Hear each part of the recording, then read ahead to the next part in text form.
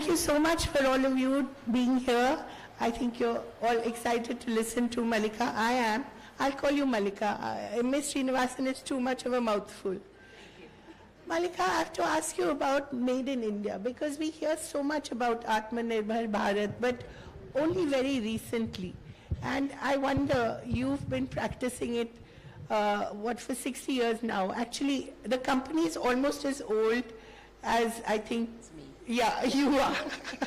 It's all right, we're all in that age group. Absolutely. So talk about Made in India and why it's so important for Taffy. First, before I launch into that, Kaveri, let me first thank everybody, Prabhu, Lakshmi, and yourselves, and Manoj, who's not here today, for inviting me to be here today. I think the New Indian Express has always been a protagonist for important causes that impact society, and the Devi Awards has certainly been one very impactful initiative. You're an alumni, right? Absolutely. Me and my daughter. So we're thankful to Express and to the New Indian Express. It's been great. They have been impactful.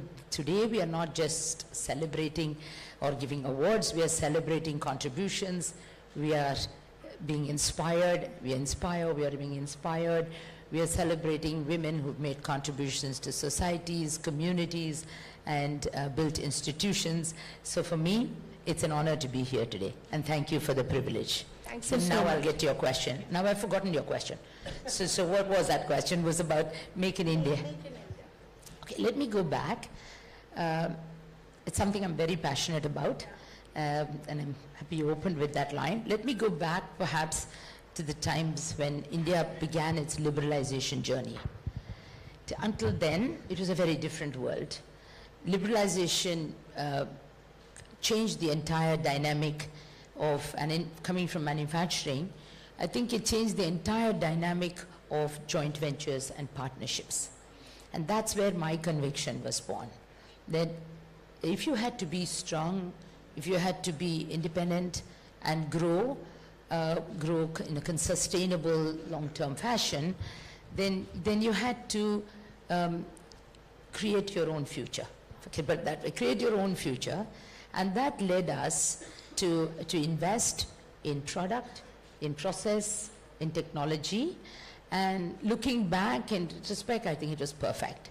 The timing was perfect, the start was perfect, because today we can design in India, make in India, make for India, and for the globe. So that's where my conviction was born. Absolutely. And how much of that was prompted by your family, by your parents, by your father? So I won't link the Make in India to my parents, but I'd link something else. I think we are, I think when you were making your opening comments just now, you talked about values, and it struck a chord with me there as you were making your comments, because I think we are a very value-based culture in the family and in the company. To us, because values, when you internalize them and translate them into good governance, then that makes it very sustainable. And I think that's the biggest learning I had from the family. I can't say it's always easy to keep maintaining it and living by it, especially as times are changing and across generations, it's hard. You have to make an effort to do that. But to me, I think that's what I learned from the family. In fact, that's the next question. In these uncertain times, the shortcut always seems simpler, but in the long run, we know that shortcuts don't work. So really, what is, what are the things that you do to keep calm and to avoid pressure in these uncertain times? I don't know what I do, but I certainly can say that when there are challenging times, there is a lot of pressure. Sometimes you anticipate it, sometimes you don't. It just hits you, bolt from the blue, and most often bolt from the blue. And if you are ambitious and you want to do something with your life, you are going to have challenges. Yeah. So I think the first is to accept that. to accept that if you're aiming, if you're aspiring for excellence, you're aiming for being out of the ordinary, if you're going against the current, so to speak, you are going to have challenges, and that's part of the scene. So I think is really about developing a very calm, practical, and rational approach, and that helps us through it, without losing sight of where you want to go. So it's a fair amount of determination to keep calm sometimes, but I think that's what it takes. You know, often with young women especially, you know, older women, especially in leadership positions, don't always give them the full picture of the challenges. I've heard this a lot from a lot of young women. They say that, oh, you know, women in leadership positions make it look so easy, but it's not. So what is the advice that you would give them? Because it isn't. It is tough. And especially if you have families, you have, you know, aging parents, young children, there's so many challenges. You want a role in the company, you want a role in the public sphere, so many things that a woman wants to do. And yet sometimes she feels that she's not able to do that. Is that a self-limiting thing, or is that something that she needs to, as Sheryl Sandberg would say, lean into? I think first you said that it is tough. Yeah. And I think the more you think about how tough it is, the tougher it gets. So I have a slightly different take from saying constantly thinking about the toughness is really gets tougher. So my often approach is it's about a very positive attitude, and that's why I talked about being practical. You got to accept this is what it is. This is where it is. This is my context. This is the situation, and work your way through that. And therefore, I don't think it's about not telling them all the trouble that there is. There's more trouble if you think there is. So I think that's the point I'm trying to make. There will be trouble for everyone. The challenges for everyone. Let's understand our context. And only one thing perhaps I can add is to say, go with the flow. Go with the flow. Keep your vision clearly in focus. But like a river meanders along, you might have to change course now and then, but keep that vision in sharp focus. In fact, I love what you said, like the river meanders, because often we seem to be in a hurry. In my youth, and I was young once, I felt that time is so short, and I've got to do this now, and I've got to accomplish this now. Then you realize as you age, I mean, there is no such thing as a short time, a short span of time. You can take your time and build a long and sustainable career. That is important, isn't it? And that's something that men also need to learn, but it's tougher changing them. Women, it's easier to change. So we won't get into the topic about changing men. So I'll refrain from that at this point. I think a lot of friends here. So let's not get into that one. But I will say, I think we have a lot of younger women in the company as well. And of course, in the family, success gives you confidence. Short-term success gives you confidence, it gives you pride. And as they say, there's nothing succeeds like success. So yes, it's nice to have. It's nice to have quick, short-term success. But while we enjoy that, it's also simultaneously, you mentioned about long-term, it's nice to have a good, clear vision of where we are going long-term. And whatever pieces of work or career changes or entrepreneurial decisions that you may take, all of those steps need to form some kind of a cogent picture, and not be random, but form some kind of a cogent picture that will lead you towards that broader vision that you have for yourself.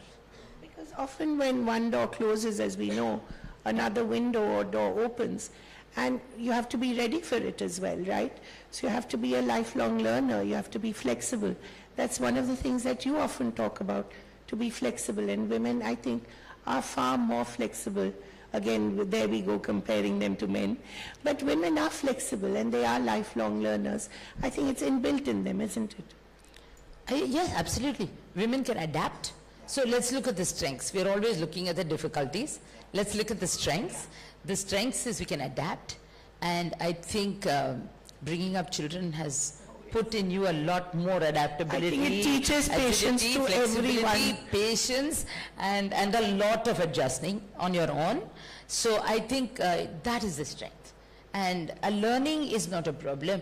I have one colleague here. And Sunita, where are you? Is she here? Here is Sunita. And she is one of those Devis here who's a constant learner. And this morning she came to me and said she wants to now, she's already very good with AI and digital and everything.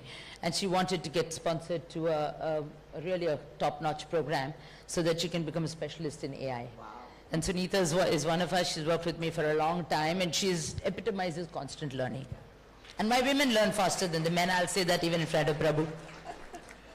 But I think that is very important, you know, the idea of meandering, taking the scenic route sometimes, stopping along the way. Yeah.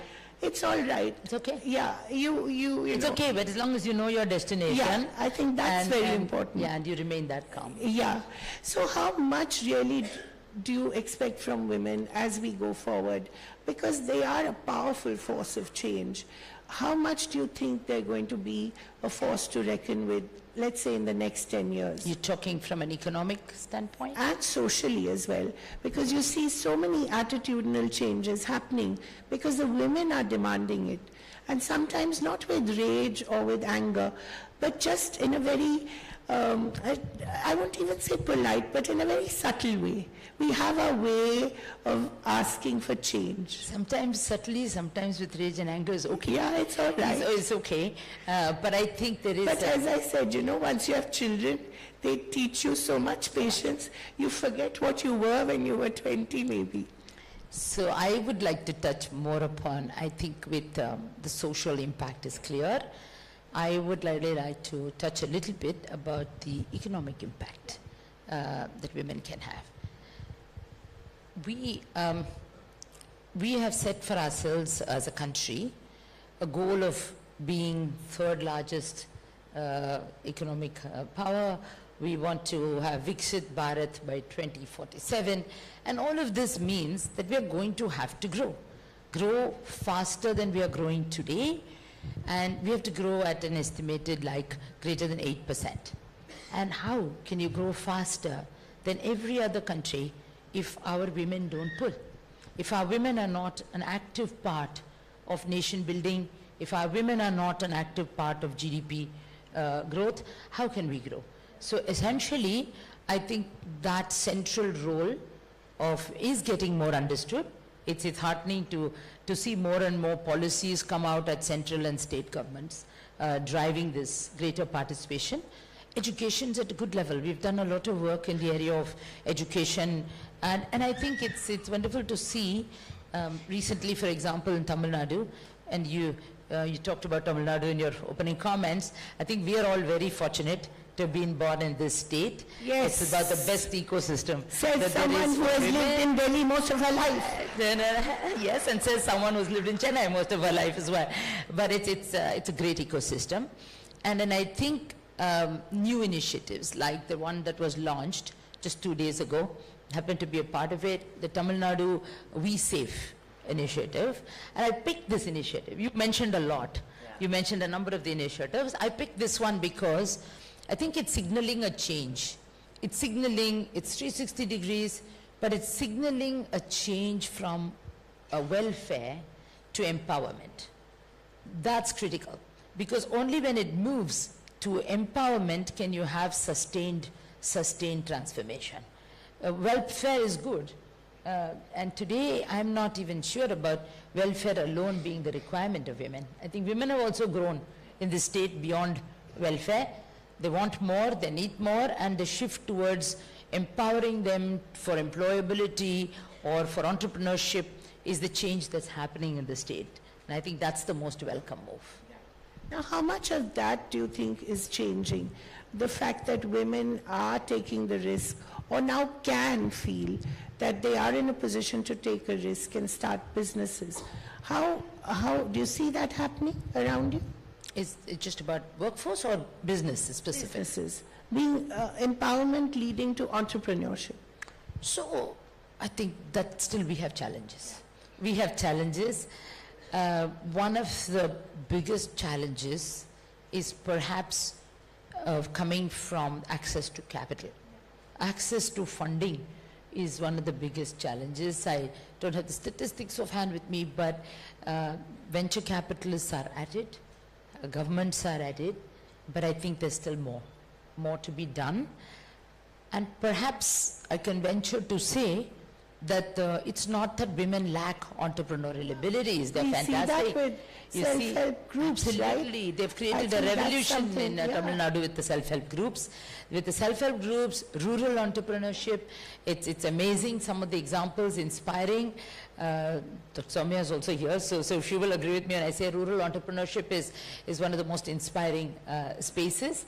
But at the core of it, if I can venture to go that far, to say I think entrepreneurship, as in the case of participation in the workforce, or in the case of rising to corporate, the C-suite kind of rise, is all rooted in one fundamental problem, and I think that's what we have to attack. So what we need is really social transformation. That will help all three: participation in the workforce, entrepreneurship, and corporate leadership.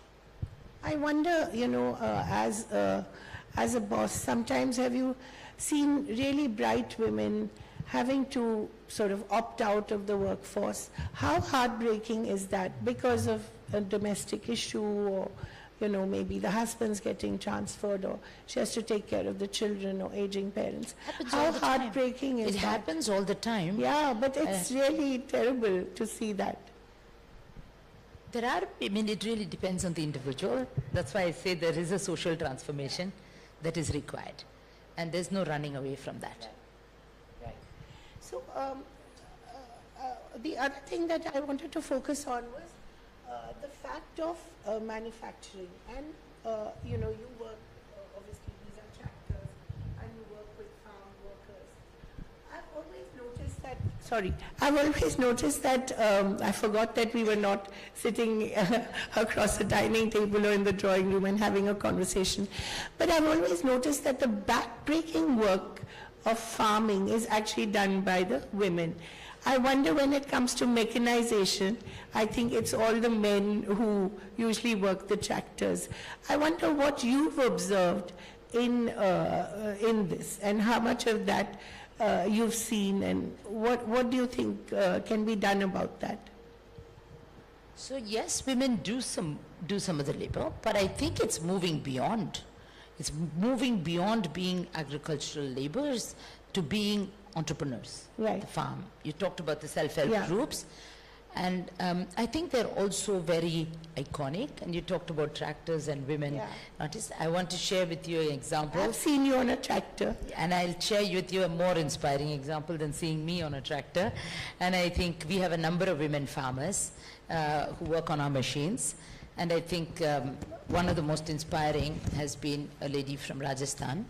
She's from the Bishnoi community, very traditional, and they're always in their gungat, but she had to take care of the farm. And that was the sole livelihood. So without defying her culture, she has learned, and for a couple of decades now, learned to drive that tractor and do every farm operation with her gungat on. So she can't see, she cannot doesn't know where, but she does a fantastic job. And she's one of the highest yields in that area as well. So we have some really Whoever she inspiring is, a warm round of applause for her. Yeah, and I'll show you one more example of an iconic farmer from our own state. Some of you may have heard about her, and for me, she has been a big inspiration. Patamal is her name, often known as Pati.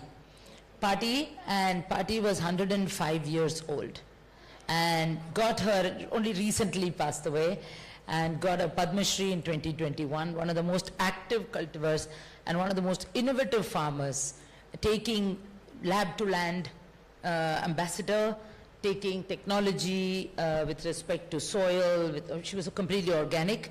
So she took all the techniques to the land, and she taught and mentored so many generations of farmers and actively working herself well past 100.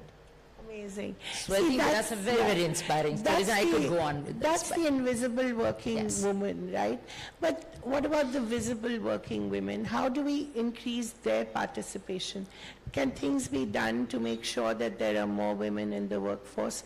Can we improve the conditions in factories, in in offices? What can we do there? So let me start with offices and what we do in the corporate. Every corporate does something today. Today, every corporate has some program.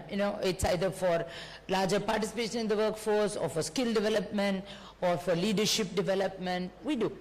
Everybody does. There are many factories in Tamil Nadu with that participation rate of 43% of organized labor being in Tamil Nadu. As far as women, 43% of the women in India in manufacturing are in Tamil Nadu. So yes, we are pretty advanced on that front.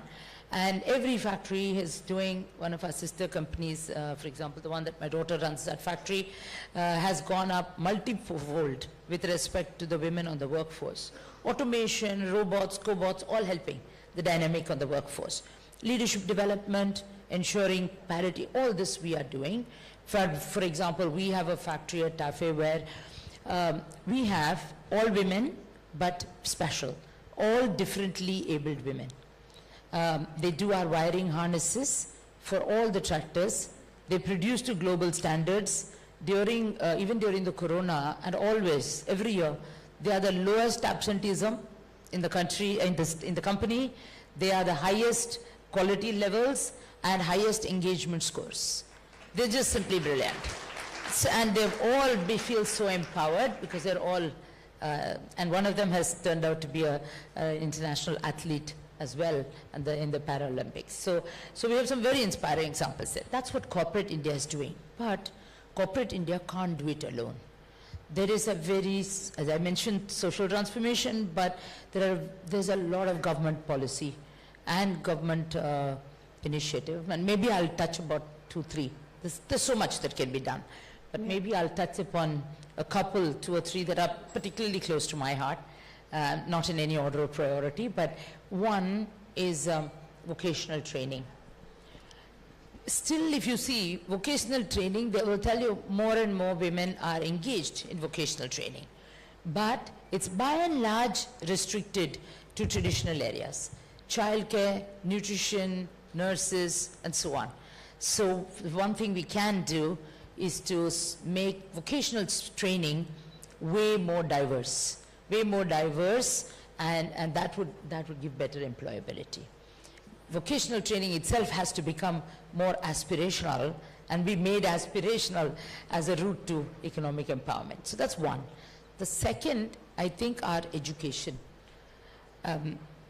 It's really quite pathetic with respect to the numbers that we see of placement. When you look at a college and you say, what is the placement? It's really low. Because I think our educational policy needs to be more agile, adaptable, and align with what it requires for employability. It's out of sync with what is required for employability.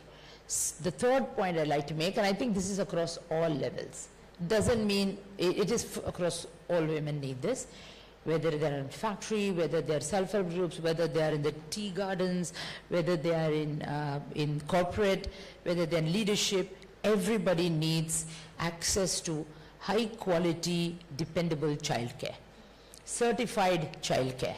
So, and this needs to necessarily be maybe a public, if we can create a fantastic digital public infrastructure, why not high quality certified public childcare infrastructure? And if that is there, that would transform things. And finally, I'd like to keep talking to you about this transformation. I think government can play a role through social awareness campaigns, through campaigns that stress that equality is a very foundational principle. If it's a foundational principle, and that needs to be emphasized, it needs to start at home. It needs to start in homes, and it needs to be in the schools, and I think government can do a great job. If government and schools align in this objective, I think then we've won a big victory. Absolutely. The other thing that struck me was your tenure as the chair of the PSEB. I wonder, what is the kind of leadership that you saw there, and how tough was it to choose or to let your preference be known for a particular candidate? And what is the kind of leadership, what is the kind of diversity? Did you come across interesting women who've done amazing work? Talk a little about this experience. Thank you. I will not talk about the process, except to say that it's a very transparent, merit-oriented process. But I'll talk about my learnings from this. I think when I joined the PSB, and I didn't ever dream that I would have anything to do with the public sector. Well, anyway, I was in this position, and what I've learned is, 5 years ago, I'll give a statistic, and absolutely do not claim that I'm responsible for this, but I'll just share a statistic. 5 years ago, when I came into this role, everyone was talking about disinvestment. You don't hear so much about disinvestment anymore, because the performance of the public sector, with all the government investment and all the support from government, and with the right people, in the right place, has just skyrocketed. Good tailwinds, everything together has skyrocketed. If you look at market cap of public sector, it has grown at, pardon me if my statistic is slightly off the mark, but approximately 39% CAGR over the last 5 years. So the talent is there. The talent is there, and its government is supporting it, government's investing, and it's all about across, you see, it's amazing. And across all sectors, and these are serious sectors: energy, shipbuilding, mining, steel production, power, so very, very, heavy infrastructure sectors. And some, you asked me about inspirational women examples. There's been good talent, and they've been given an opportunity and an environment to succeed. And I think, for example, she was the first woman, I believe, on the IOCL board, and she ran all their refineries. She was our pick. She came as director refineries. Then currently we have the chairman of the Power Finance Corporation, also who's a woman. So, and I could go on. So there are plenty of very good examples, although I would like to say that I wish the pipeline were thicker. What does good governance mean in these times especially? I'm so sorry, this is really getting to be a habit. It's very disconcerting when you think that you're having a nice chat. But tell me, what does good governance mean in these uncertain times, especially when you don't know what that man sitting in the White House or the Golden House or whatever he's going to call it these days is going to get up and do in the morning?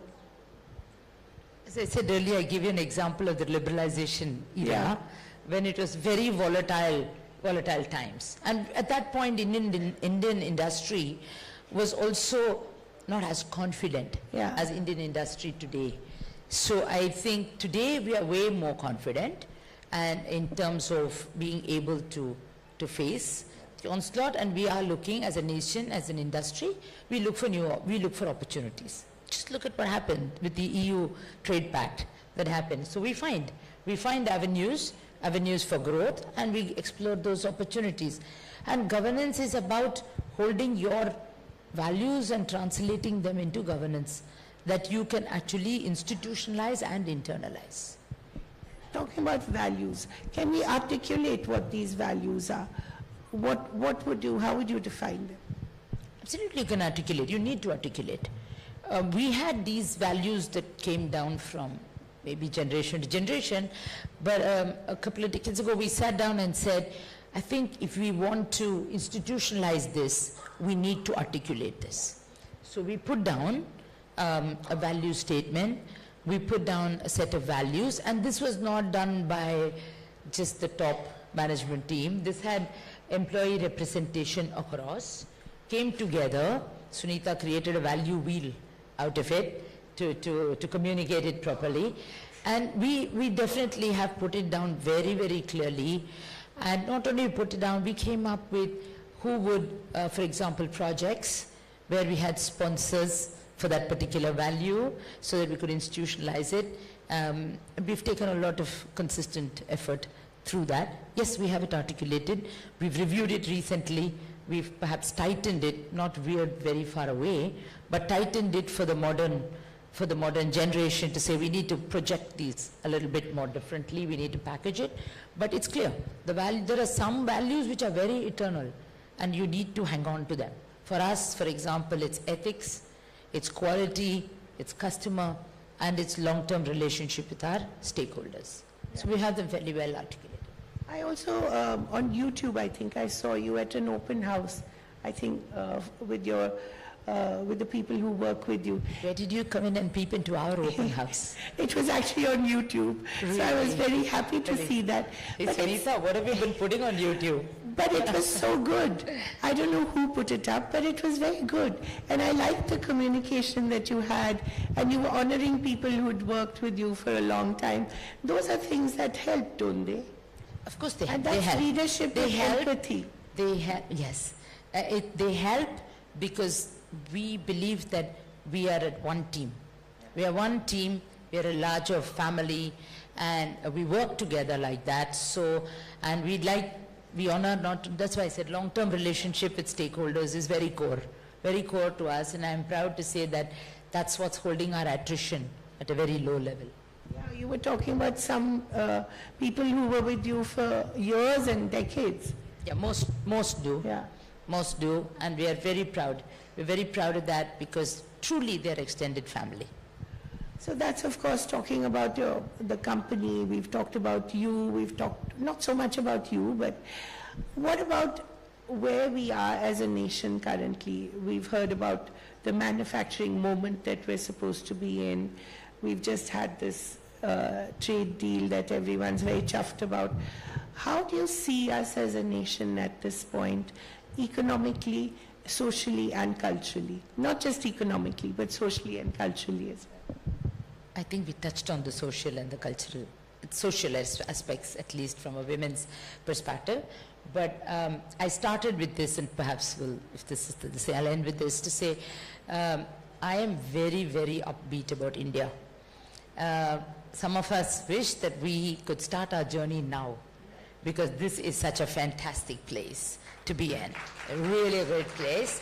It's making many of us feel much younger to say that, look, we want to do a lot more because this environment is so good right now, and getting better as a nation for entrepreneurships. And if you meet the startups, it's amazing. And you don't even know they're in your own city.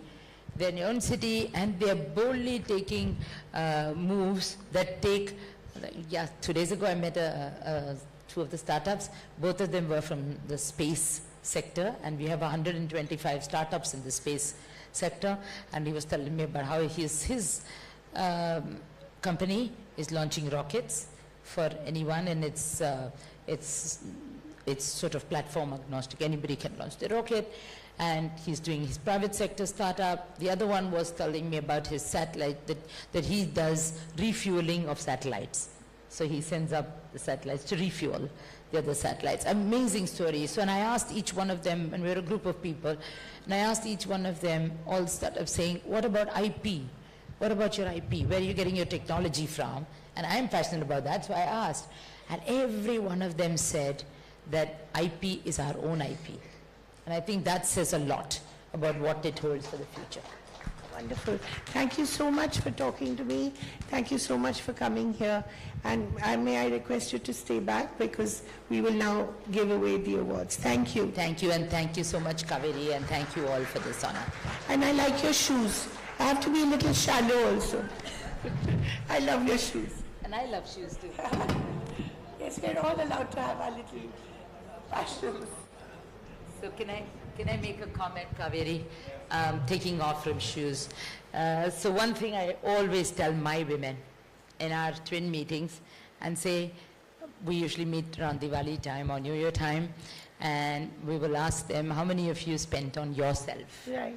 And initial years, we didn't have too many hands going up, but they progressively more hands have gone up because I think we've put in them that if you are earning and you're economically empowered, that is the greatest freedom. That is the greatest freedom, not to spend or you'd please do that, but it's the greatest freedom to think because it allows you to have your own view. And don't hesitate to spend on yourselves, be it for handbag or for shoes. Wonderful.